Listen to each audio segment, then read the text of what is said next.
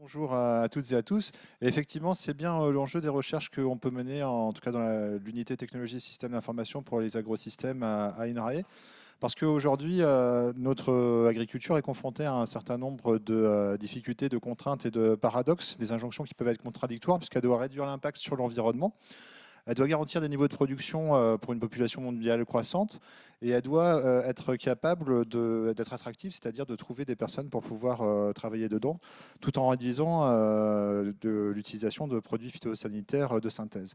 Alors pour ça, il y a plusieurs leviers qui sont mis en place aujourd'hui avec l'évolution de techniques agricoles et de pratiques agronomiques qui nécessite de plus en plus d'avoir une main-d'œuvre accrue pour justement des métiers qui sont difficiles, pénibles, répétitifs et pour lesquels on a du mal à trouver de l'embauche. Alors du coup, comme on l'a dit déjà, la robotique a beaucoup évolué avec des technologies qui commencent à être matures et on voit apparaître sur le marché un certain nombre de types de robots qui sont capables d'évoluer de manière autonome ou semi-autonome ou en tout cas supervisée avec plusieurs voies, hein. Tout d'abord, il y a le côté tracteur autonome, tout comme on a le concept de véhicule autonome pour l'industrie automobile. Bah, il y a plusieurs constructeurs hein, et des grands noms qui travaillent sur ce côté développement de tracteurs autonomes. Il y a le développement d'outils automatisés parce que la robotique, ce n'est pas que la navigation autonome, ce n'est pas que se balader tout seul dans les champs parce que ce n'est pas trop l'objectif en fait d'un robot, c'est des agroéquipements. L'objectif des C'est pas agroéquipements, seulement de se déplacer, c'est de faire c'est quelque aussi chose. de faire quelque chose Mm. avec le sol et avec les plantes. Donc il y a tout ce travail sur les outils. Et il y a de plus en plus aussi la notion de tracteur robotisable avec des niveaux d'autonomie. Donc on part d'un tracteur conventionnel et puis petit à petit, on lui donne des fonctions d'autonomie. On a des robots qui commencent aussi à être de plus en plus génériques, à pouvoir embarquer des outils qui sont classiques. Donc on peut commencer à travailler aujourd'hui sur l'automatisation d'un certain nombre de tâches en agriculture. Et la robotique, une de ses voies, c'est de regarder l'automatisation de ce qu'on fait aujourd'hui manuellement, parce que le robot est capable de le faire de façon répétable, de façon plus précise, et de le faire de façon plus longue. Mais ce n'est pas le seul levier, parce que ce qui nous intéresse aujourd'hui, c'est d'aller travailler sur des principes agroécologiques. Alors je vais passer relativement vite sur cette slide, parce que je ne suis pas agronome, et là ça va se voir, parce qu'il y a probablement des agronomes dans la salle. Mais un des enjeux de l'agriculture aujourd'hui, c'est d'opérer un changement de paradigme, de travailler sur ces concepts agroécologiques, où on vient travailler sur la compétition ou la complémentarité entre les espèces pour éviter que les flores adventices ne se propagent, pour éviter que les maladies se propagent, et comme ça, in fine, ne pas utiliser de produits phytopharmaceutiques de synthèse. Donc ça peut aller très très loin, ça commence par l'association de cultures, avec des cultures en ligne, comme on le voit là, qui se rapprochent un peu de la culture conventionnelle.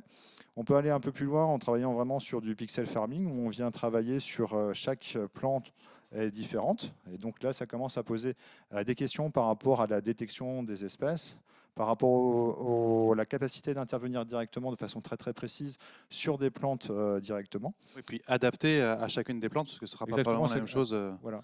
Parce Ah, qu'après, les plantes ont leur propre cycle de vie, donc certaines se développent plus vite que d'autres et il faut pouvoir gérer ça. Et après, ça va jusqu'à des concepts de reconception complète des itinéraires. J'ai mis l'exemple de la ferme de Gautron, où là, on a un verger circulaire avec le mélange entre les espèces qui permet de limiter la propagation des ravageurs. Et la complémentarité des espèces fait que s'il y a une espèce qui est touchée par une maladie, bah, ça ne se propage pas à l'ensemble du champ. Alors c'est même un petit peu plus compliqué que ça, mais ce n'est pas mon propos tout de suite. pourtant, moi j'aime bien rappeler une définition de l'agroécologie qui est l'amplification et l'orientation des processus écologiques à des fins productives. Et on voit bien là avec les exemples que tu donnes que c'est pas un laisser-faire. Il y a aussi beaucoup d'actions de Ouais. l'homme pour orienter ces processus écologiques via voilà, l'association de cultures, l'aménagement paysager ou des implantations particulières de cultures. Voilà, c'est encourager la nature à nous donner ce dont on aurait besoin et envie.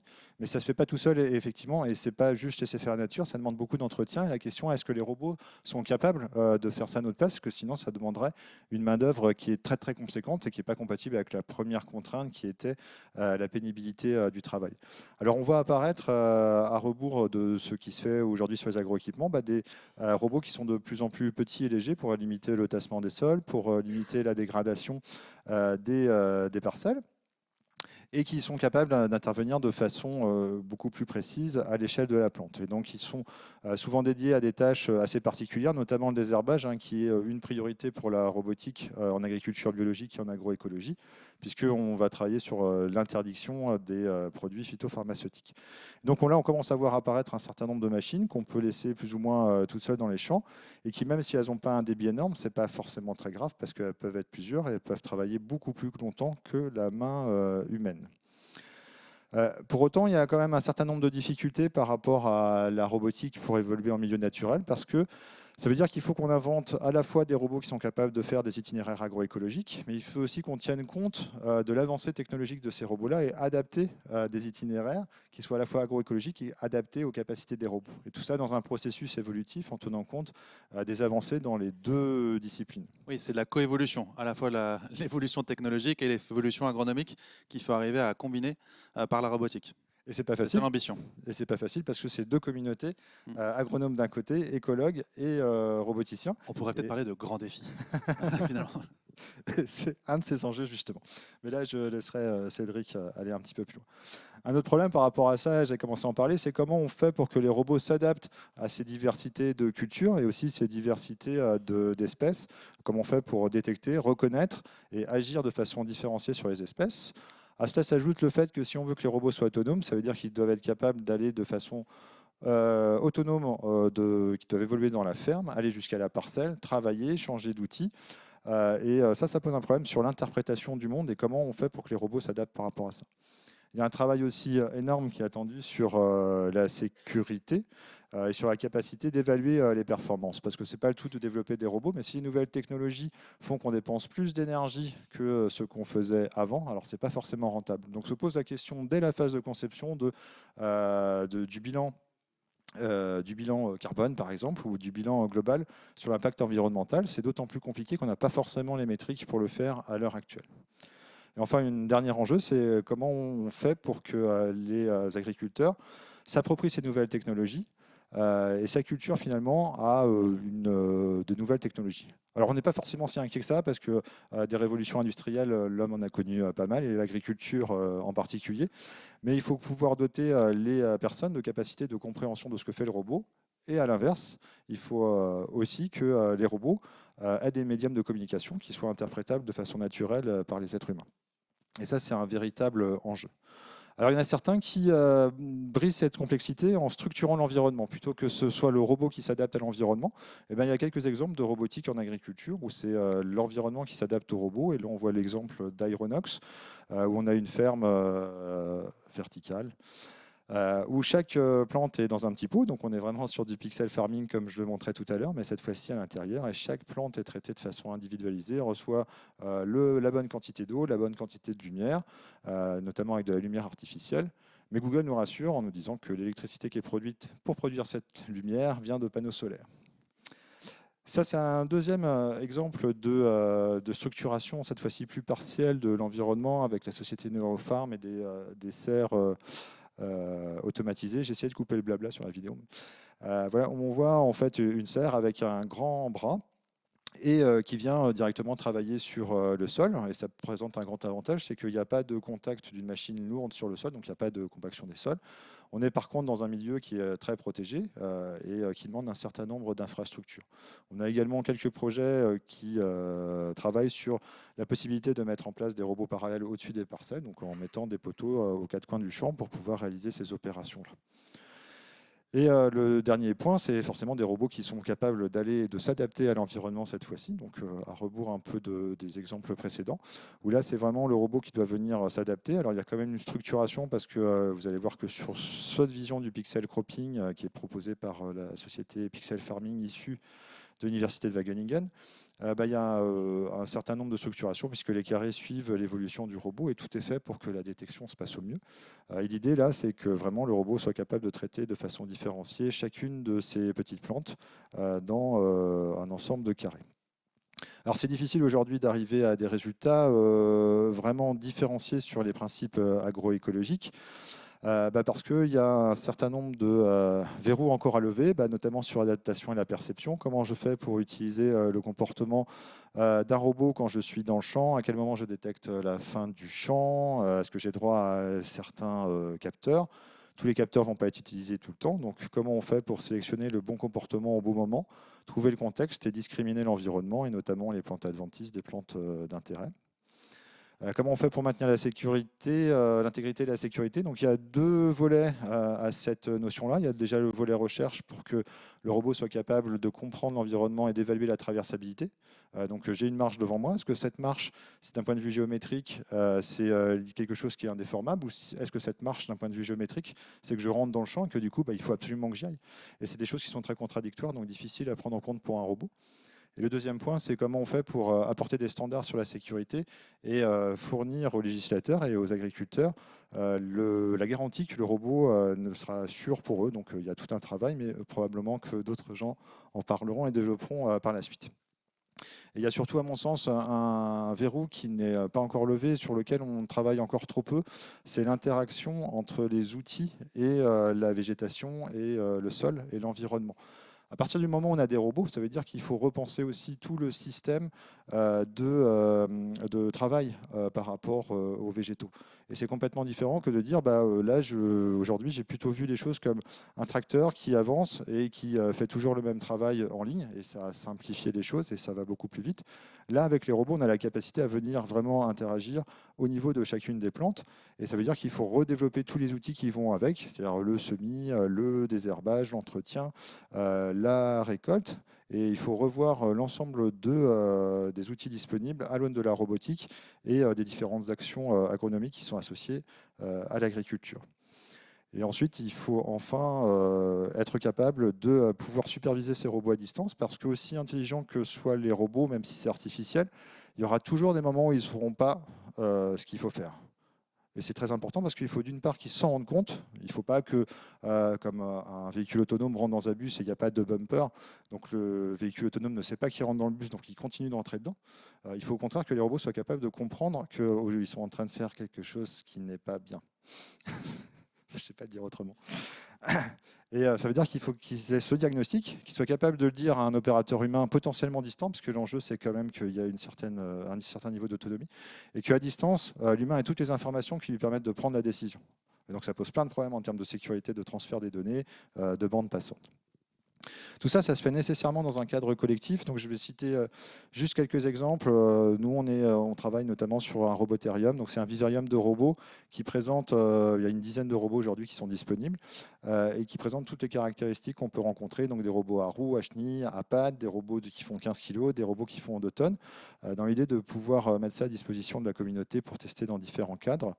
J'ai mis aussi quelques exemples de projets européens sur l'évaluation et la certification des algorithmes d'IA. Il y a plusieurs plans prioritaires de recherche en cours en ce moment sur cette thématique-là, notamment Organic Robotics sur l'interaction humain-robot. Roland, juste avant que tu passes à la suite, pardon, le robotherium, il est où Ah, pardon. physiquement? Alors, c'est national, mais il est hébergé sur l'Agro-Technopole, sur le site INRAE de Montonne. Et donc, il bénéficie aussi d'infrastructures d'évaluation. Donc, on est en train de mettre en place notamment un terrain de jeu pour les robots qui est sécurisé, c'est-à-dire qu'il y a une douve. Une sorte de bac à sable, c'est ça que tu veux dire, peut-être un bac à sable dans lequel on peut venir faire des crash tests de robots? Par exemple, ouais. Et puis on peut les laisser à demeure pendant 24 heures, par exemple, pour voir comment ça se passe, parce que c'est sécurisé. Donc il y a des douves autour, ce qui fait que si jamais ils deviennent foufous, ce qui peut arriver encore, du coup, on n'a pas de problème à les laisser s'ébattre tout seuls dans la nature. Donc c'est important d'avoir les plateformes, les prototypes, mais également les infrastructures expérimentales. Voilà, donc il y a aussi pas mal d'autres actions sur le PEPR agroécologie et numérique, sur lequel il y a notamment une action ciblée avec tous les laboratoires nationaux qui travaillent sur la robotique en milieu naturel et agricole, sur lequel on développe justement ce concept de manipulateur mobile élémentaire pour venir vraiment travailler à l'échelle de la plante. Le grand défi robotique agricole dont on parle beaucoup, mais on s'en sait encore peu pour l'instant, mais ça va venir. Puis il y a pas mal d'autres initiatives, comme le projet Parade, qui est compris dans Parsadin, qui est un plan pour travailler sur qu'est-ce qu'on fait après les produits chimiques et comment on se passe des produits chimiques. Et c'est très très important d'étudier la robotique, pas seulement pour la robotique, mais aussi dans l'ensemble de l'écosystème. C'est-à-dire repenser, concevoir de façon systémique l'itinéraire, les outils, les agroéquipements qui vont bien et ce dont on a besoin. Donc observer, monitorer, agir et où est-ce que la robotique prend sa place à l'intérieur de ça. Tout ça pour dire que, pour répondre à ta question, il y a beaucoup d'initiatives, il y a beaucoup d'évolutions et on voit l'importance de pouvoir disposer d'agroéquipements qui sont autonomes pour pouvoir pallier les difficultés par rapport à la réalisation de travaux agricoles en réduisant de façon conséquente l'impact environnemental. Et ça, c'est un travail qui se fait de façon nécessairement collective et pluridisciplinaire. Hein. Donc, il y a de l'agronomie, de l'écologie, de la robotique. La robotique, ça veut dire de l'informatique, de l'électronique, de la mécanique, etc., etc. Donc, c'est beaucoup de communautés qu'il faut pouvoir mettre en commun. Il faut qu'on regarde aussi ça à l'ensemble de l'échelle de la valorisation. Il faut surtout qu'on implique l'ensemble des acteurs ensemble. Et c'est ce qu'on essaye de faire dans nos recherches. Et puis au travers beaucoup d'initiatives qui ont lieu en ce moment et qui, j'espère, répondront aux besoins de l'agriculture par rapport à ces enjeux sociétaux. Et je vous remercie pour votre attention. Merci Roland. J'imagine que ça soulève quelques questions. Et si jamais vous savez que je le dis à chaque fois, mais si personne se dévoue, je désigne d'autorité quelqu'un dans la salle pour poser une première question. Donc je compte sur des volontaires pour se lancer. Qui ose braver du coup sa timidité et partager une première question? Si jamais il y en a en ligne. Émeric, je te laisse te présenter. Bonjour Roland, Aymeric, je suis président de GoFar et un des cofondateurs de Nayo. On fait des robots, je vais parler après d'ailleurs. Ma question Roland, c'est, tu parles d'agroécologie et de robots qui font du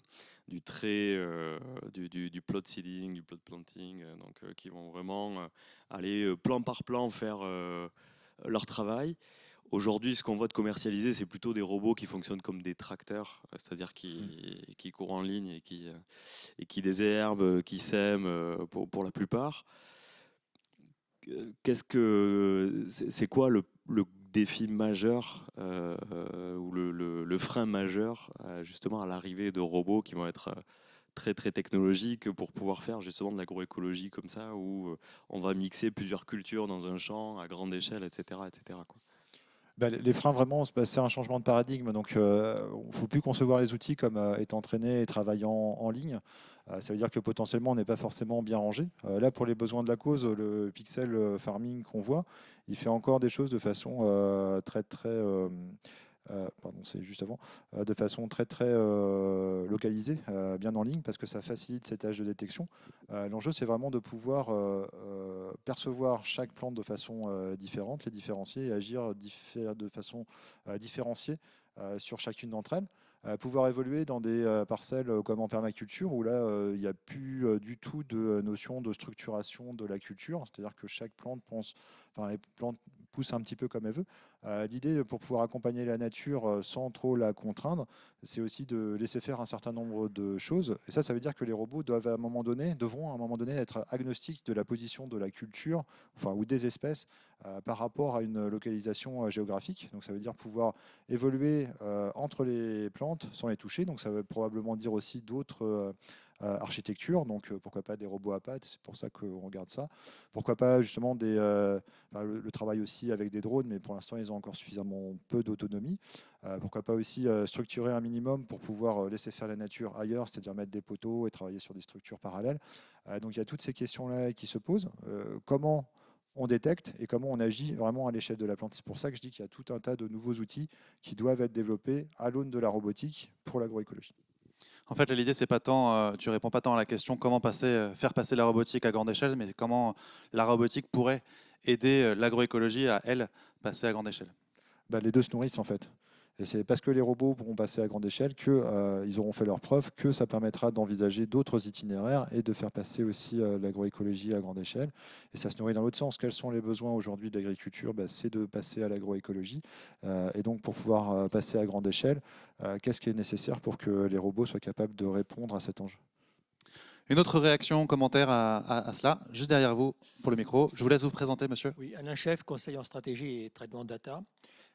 La technologie, finalement, il y a peu de limites actuellement et on peut développer, à certaines limites, mais on peut aller très loin. Est-ce qu'on commence à regarder les perspectives de ROI en fonction et à quel moment il va falloir s'arrêter parce qu'on n'arrivera jamais à rentabiliser les investissements complémentaires? Au-delà de rentabiliser les investissements, il y a aussi toute la notion de... J'ai perdu une animation. Il y a aussi toute la notion d'évaluer l'intérêt environnemental de ce qu'on fait. La technologie, elle va pouvoir utiliser plein de données. Il faut des serveurs pour les stocker. Elle va utiliser probablement de l'intelligence artificielle parce que c'est très compliqué de reconnaître certaines espèces, surtout au stade précoce. Donc ça veut dire utiliser des algorithmes qui sont gourmands en énergie. Ça veut dire que aussi les robots, même si on va concevoir des robots qui sont plus petits, plus légers, etc., si ils passent toute leur vie dans le champ et qu'ils travaillent 24 heures sur 24, quelle consommation énergétique ils ont? Est-ce que c'est plus rentable de passer une seule fois avec un très gros agroéquipement en tassant très fort juste un petit bout du champ? Ou est-ce que en passant avec des robots plus légers, ça tasse pas plus finalement le sol de passer partout? Ça, c'est autant de questions auxquelles il faut qu'on sache répondre. Donc il y a cette notion d'argent aussi. Est-ce que ça vaut le coup de développer ces technologies? Est-ce qu'elles sont rentables à un moment? Économiquement, mais aussi environnementalement. Ouais, c'est dur. J'avais tout. Il y a toutes les syllabes. Et c'est pour ça, il faut aussi qu'on développe les métriques qui sont capables de nous renseigner par rapport à ça. Et aujourd'hui, le fait est que on peut considérer le coût carbone équivalent, mais il y a tout un tas de métriques qui nous manquent sur l'évaluation de l'impact environnemental, l'impact sur la biodiversité, etc. etc. Et au-delà du problème économique, il faut aussi réfléchir combien ça nous coûte en termes de santé publique d'utiliser ou de dépassement des limites planétaires, d'utiliser des agricultures traditionnelles qui sont très gourmandes, un peu en énergie et beaucoup en produits phytopharmaceutiques. On n'y est pas encore, un robot remboursé pour la Sécu. Mais en revanche, ce que je retiens, c'est que là, on parle des robots de demain, mais sur la rentabilité, qu'est-ce que ça veut dire rentabilité sur les robots d'aujourd'hui? On en parlera toute la journée, on aura des présentations dédiées pour cela. Une dernière question, j'imaginais que Xavier Robou aurait forcément qu'un truc intéressant à dire à ce sujet entre robotique et agroécologie. Est-ce que je me trompe, Xavier? Un petit commentaire. C'est voilà. Donc chercheur INRAE qui s'interroge sur la place du numérique au service de l'agroécologie. Moi, je rentre par l'agroécologie, par l'agronomie et donc par l'évolution des modèles agricoles. On aura la suite de la discussion aujourd'hui puis demain, puisqu'en fait l'idée c'est effectivement de rapprocher des communautés qui se causent sans doute pas tout à fait assez. Sur la question du modèle économique, on peut dire qu'évidemment, ça nécessite de mettre une valeur à l'environnement, une valeur à la biodiversité, une valeur à la santé. Et donc, on peut imaginer que des robots deviennent intéressants, pas parce que l'agriculteur en a vraiment besoin, mais parce que ça permet d'éviter de traiter et que du coup, les riverains qui sont juste à côté du robot, ils évitent d'être sous le flux du traitement. Et ça, quelque part, ils peuvent peut-être contribuer à cette innovation parce qu'eux-mêmes, ils trouvent un intérêt. Donc, il y a une vraie réflexion à avoir dans quelle filière élargie ces robots prennent leur place. Peut-être une question plus particulière pour Roland. Dans les choses que tu n'as pas mentionnées, on sait que les robots savent faire plein de choses. Ils savent ramasser des fruits, ils ne le font pas vite. Du coup, ils ne remplacent pas pour l'instant vraiment les humains pour ramasser les fruits. Pour autant, on sait par imagerie reconnaître un fruit abîmé, porteur d'une maladie, et ainsi de suite. Pourquoi est-ce qu'on ne voit pas émerger, selon toi, les robots de la prophylaxie, les robots qui viennent enlever les foyers précoces dans les parcelles pour essayer de retarder le plus possible le moment où il faudrait intervenir avec la chimie, parce que ça, on voit bien que dès maintenant, on pourrait avoir l'ensemble des technologies nécessaires pour le faire. Et quelque part, ça serait déjà intéressant de baisser les phytos, pas forcément d'en sortir. Et ça serait une première marche pour aller vers cet objectif. Comment est-ce que toi, tu vois ça? Pourquoi est-ce qu'a priori, pour l'instant, personne ne propose un robot ramasseur de fruits pourris dans les parcelles? Le robot préventif plutôt que le robot curatif? Ouais, j'essayais d'en parler sur cette slide sur le côté inventer les nouvelles pratiques parce qu'il y a toutes les nouvelles fonctionnalités aussi que peuvent proposer les robots. Et il y a tout au-delà du côté prophylactique, il y a aussi toute la nécessité de pouvoir récupérer de la donnée et anticiper, faire du monitoring. J'essaie de trouver en français de la surveillance de l'environnement pour travailler sur les décisions qui sont prises à grande échelle. Et c'est en ce sens que je parlais d'approche systémique entre l'itinéraire culturel et le travail des robots. Alors pourquoi? Parce qu'aujourd'hui, je ne sais pas encore encore, je pense qu'aujourd'hui, on n'a pas encore conscience que les robots sont capables de faire des choses comme ça et peuvent renseigner. Et surtout, c'est pas rentré dans les mœurs de travailler sur des tâches prophylactiques de façon systématique. Et du coup, c'est quelque chose sur lequel il faut qu'il y ait une acculturation aussi des agriculteurs pour se rendre compte de bénéfices qu'ils peuvent tirer de ces aspects-là. Penser itinéraire technique préventif plutôt qu'itinéraire technique de traitement Ouais, ou autre. C'est peut-être exactement. effectivement une marche à franchir encore. Et c'est vrai qu'une clé d'entrée, là, c'est pour ça que j'ai cité aussi le programme Parsata, une clé d'entrée, c'est aussi de pouvoir travailler sur cette surveillance de l'environnement et faire passer des drones, des robots, peut-être laisser des capteurs dans les champs pour pouvoir regarder le risque d'infestation par des plantes adventices ou par des maladies. Par rapport à ça. Et c'est bien la complémentarité là, entre l'itinéraire, les moyens de surveillance qui peuvent être fixes, qui peuvent être drones, qui peuvent être robots, et les actions et la prise de décision qu'il y a derrière. Donc il y a aussi tout ce côté, le retour avec la donnée. Ouais, finalement, encore une fois, faire ce lien entre agroécologie, peut-être protection biologique intégrée, quand on parle de protection des plantes, et robotique. On le disait, et Xavier parlait de la journée de demain. En fait, demain, les communautés scientifiques relevant de l'agroécologie et du numérique se rejoignent pour une journée dédiée au partage de travaux de recherche. Merci beaucoup, Roland, pour cette présentation introductive qui nous éclaire beaucoup sur ce que ça va être demain, parce qu'on comprend que pas mal de choses sont encore dans les cartons. C'est pour ça qu'il faut rester aussi à la journée de demain. Voilà, le message est passé et on l'applaudit très chaleureusement.